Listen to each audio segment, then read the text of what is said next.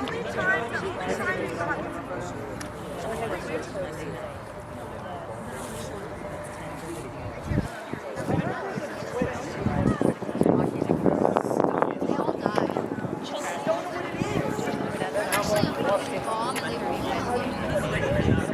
say this. Okay. Yeah, that one. I know. Oh, my eyes are watering.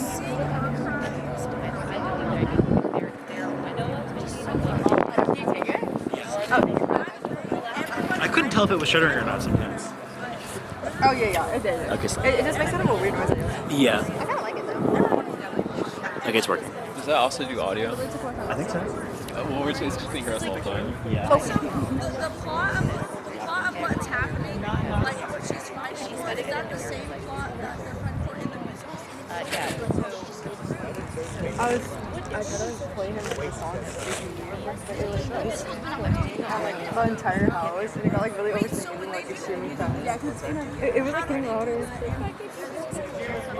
And it literally wasn't listening.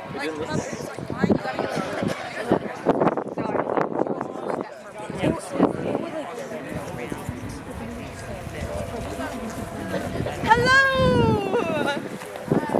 Welcome to Shakespeare Night.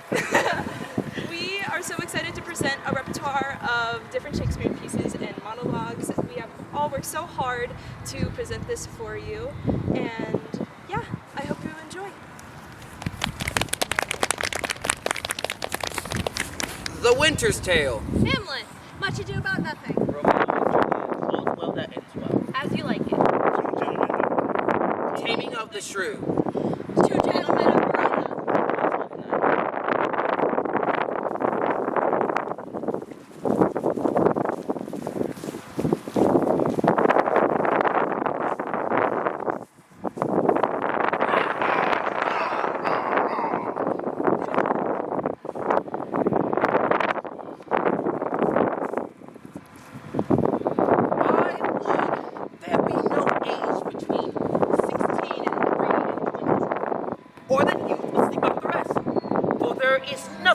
In the between, but wenches with child, wronging the ancientry, stealing, fighting.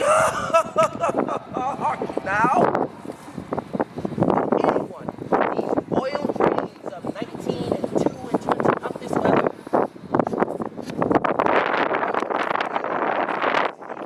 And I fear the wolf will find it sooner than the master.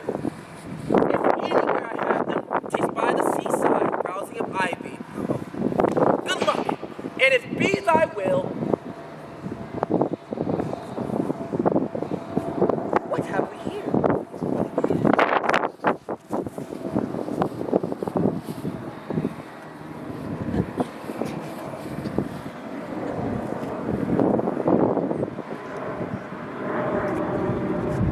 Mercy on us! A barn! A very pretty barn! A boy or a child, I wonder.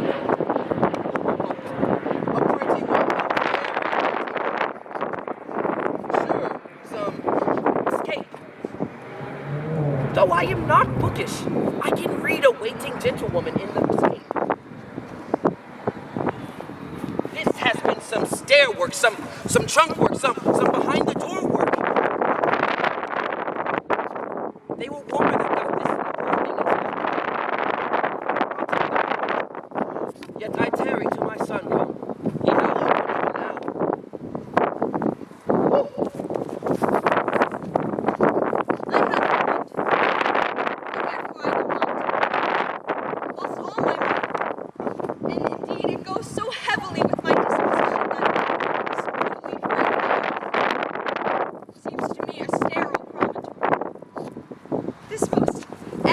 Canopy the air, look you, this brave overhanging firmament fretted with golden fire, why, it appeareth nothing to me, but a foul and pestilent congregation of vapors. What a piece of work is man! How noble in reason, how infinite in faculties, how like an angel in apprehension, how like a god! Beauty of the world, paragon of animals, and yet to me, what is this quintessence of dust?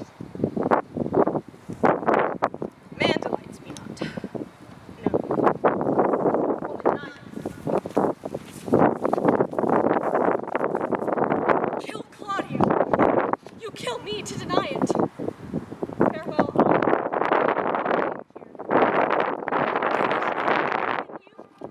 Nay, I pray you, let me go in faith.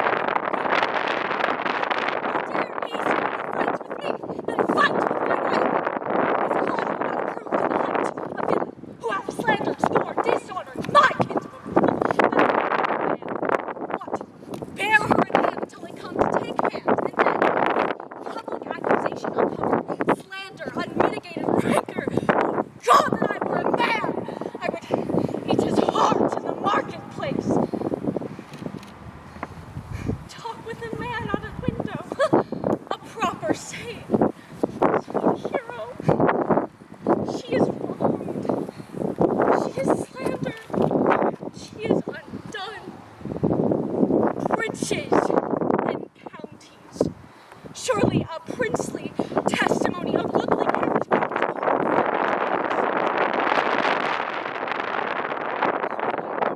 His sin, or that I have any friend for my sake. But manhood is melted into courtesy, valor into compliment, and men turned into dogs and tribbles. He is now as valiant as Hercules, but only tells a lie and swears it. I cannot be a man with wishing. Therefore, I will die a woman with grieving.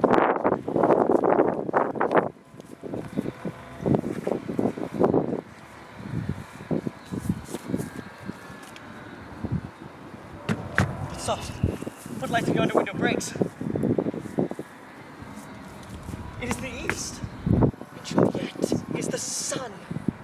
Arise, fair sun, and kill the envious moon, who is already sick and pale with grief that thou, her maid, art far more fair than she. Be not her maid, since she is envious. Her vessel livery is but sick and green, and none but fools do wear it. Cast it off.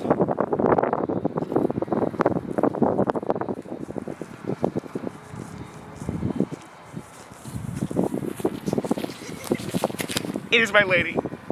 Oh, it is my love. Oh, that she knew she were. She speaks, yet she says nothing. What is that? Her eye discourses.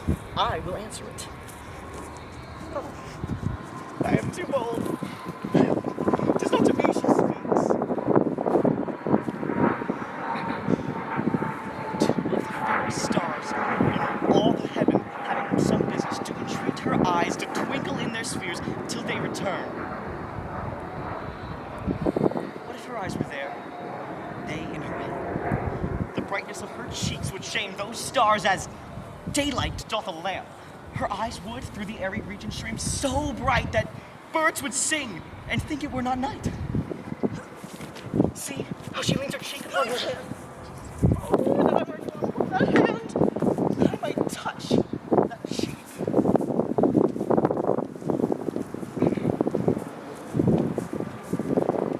There is little can be said in it.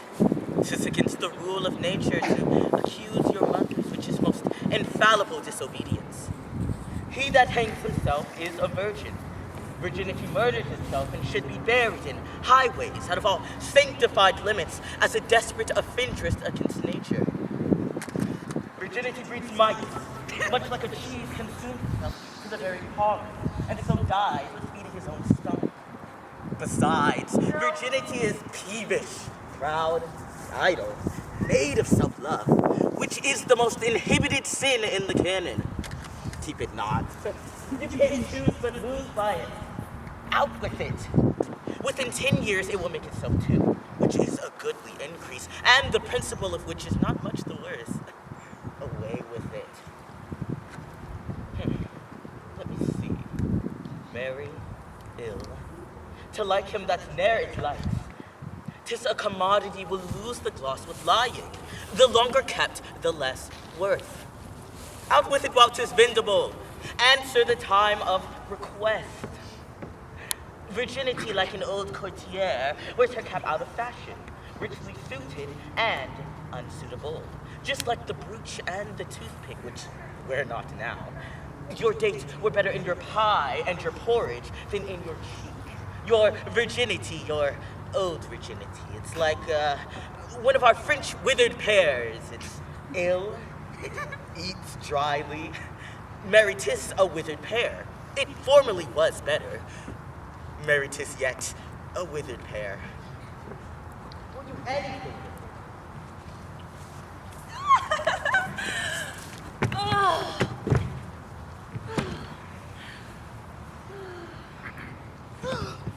Think not I love him, though I ask for him. 'Tis but a peevish boy, though he talks well. But what care I for words? Do well, but he speaks that pleases those that hear. It is a pretty youth, not very pretty, but sure he's proud. And yet his pride becomes him. He'll make a proper man. The best thing in him is his complexion, and faster than his tongue did make offense, his eye did heal. He's very tall, and yet for his years he's tall. His leg is but so, and 'tis well. There was a pretty redness in his lip, a little brighter and more lusty red than that mix in his cheek. 'Twas just the difference betwixt the constant red and mingled damask. There be some women, Sylvius, had they marked him in parcels as I would have gone near to fall in love with him. But for my part, I love him not. Nor hate him not. And yet, I have more cause to hate him than to love him. For what had he to do to chide at me? He said mine eyes were black and my hair black. And now I am remembered scorned at me. Oh, I marvel why I answered not again. But that's all one. Oh, omittance is no quittance, and I shall write to him a very taunting letter. And thou shalt bear it. Wilt thou, Sylvius? And why not death rather than living torment? To die is to be banished from myself, and Sylvia is myself. What light is light if Sylvia be not seen? What joy is joy if Sylvia be not by? Unless it is to think she is by, and feed upon the shadow of her perfection? Except I be by Sylvia in the night. There is no music in the nightingale. Unless I look upon Sylvia in the day, there is no day for me to look upon. She is my essence, and I live to be, if I be not by her fair influence, fostered, illumined, cherished, kept alive. I fly not death to fly his deadly doom. Tarry I here, I but attend on death. But fly I hence, I fly away from life.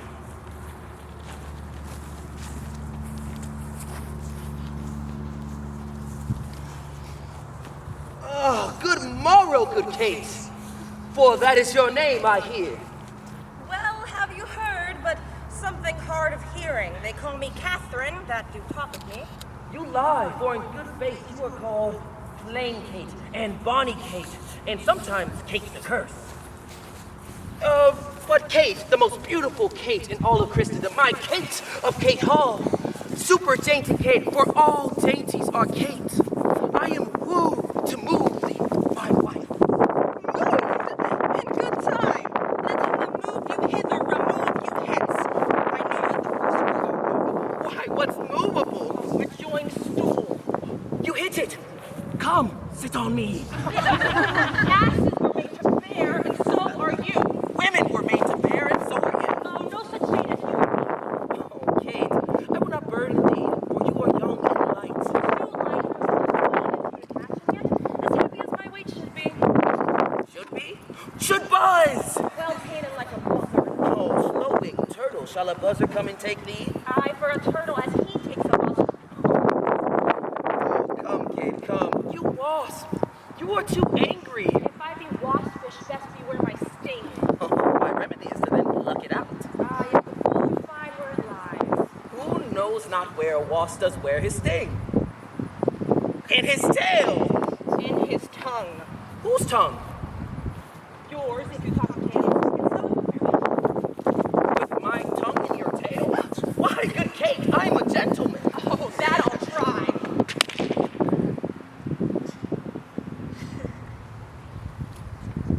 I will cuff you if you strike again. So may you lose your arms. If you strike me, you are no gentleman. And if no gentleman, why the no arms?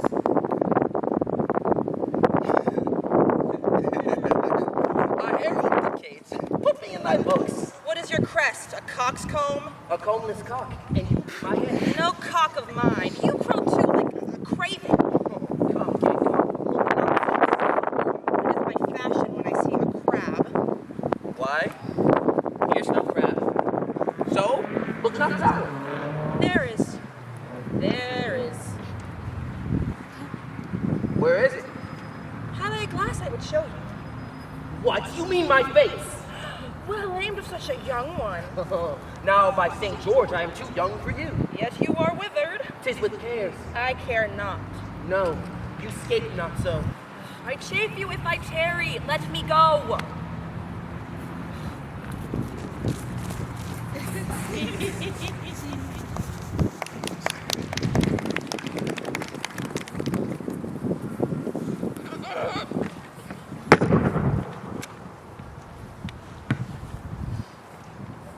And yet, I would have overlooked that letter. It would be a shame to call her back, to pray her for a fault for which I chide her. What a fool is she, that knows I am a maid and would not force the letter into my view, since maids and modesty signal to that, and would rather have the profferer construe I. Fie, fie, how wayward is this foolish love that, like a testy babe, would scratch the nurse and presently all humble kids kiss the rod.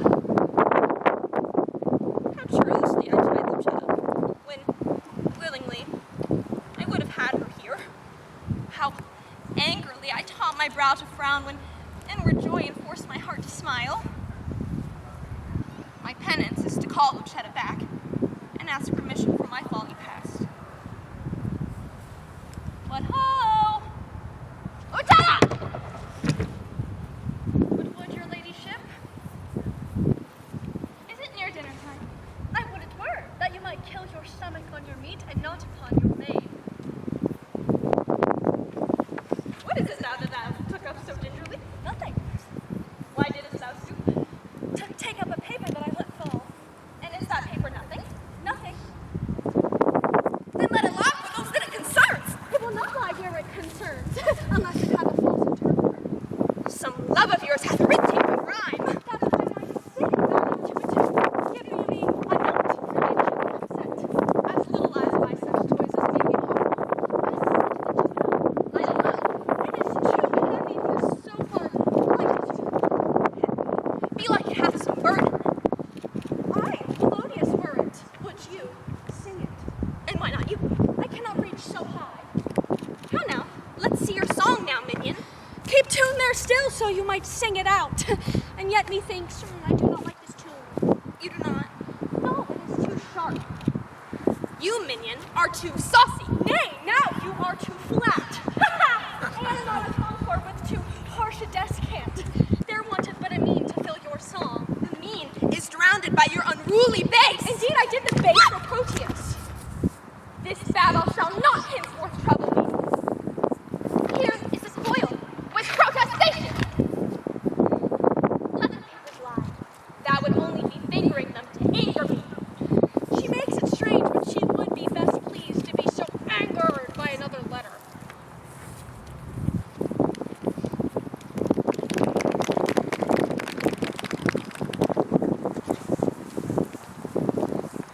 I've sent out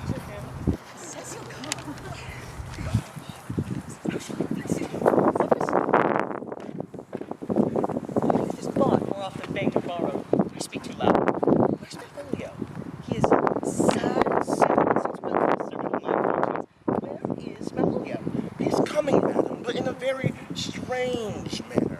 He is a sharp-possessed. Why? What's the matter? Does he rave? No, madam, he does nothing but smile. Your ladyship were best to have some guard about you if he come. For sure the man is tainted in the place. Go, call him hither. I am as mad as he, if sad and merry madness equals thee.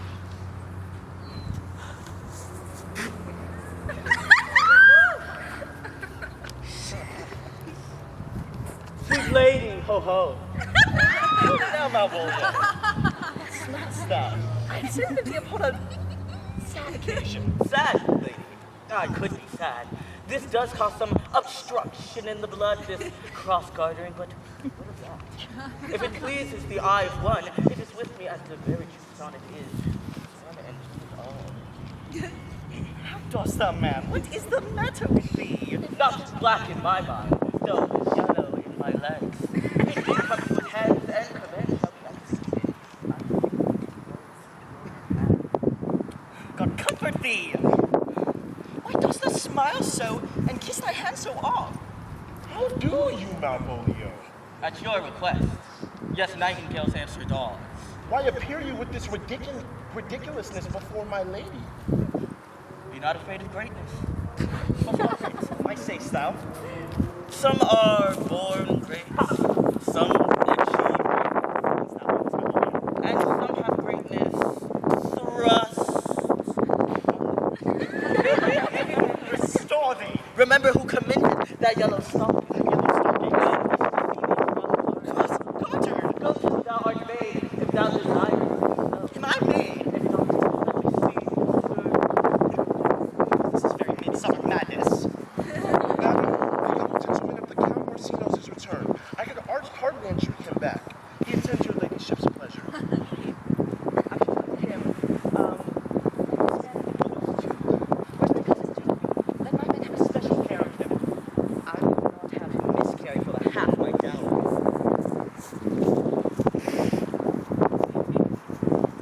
Oh ho! Do you come near me now? No much man than so terribly to look to. For this concurs directly with the letter. She sends him on purpose that I may appear stubborn. For she incites me to that in the letter. Pass thy humble slow, says she. Be opposite with kinsmen, surly with servants. Let thy tongue tang with arguments of state, and consequently sets down the manner of how.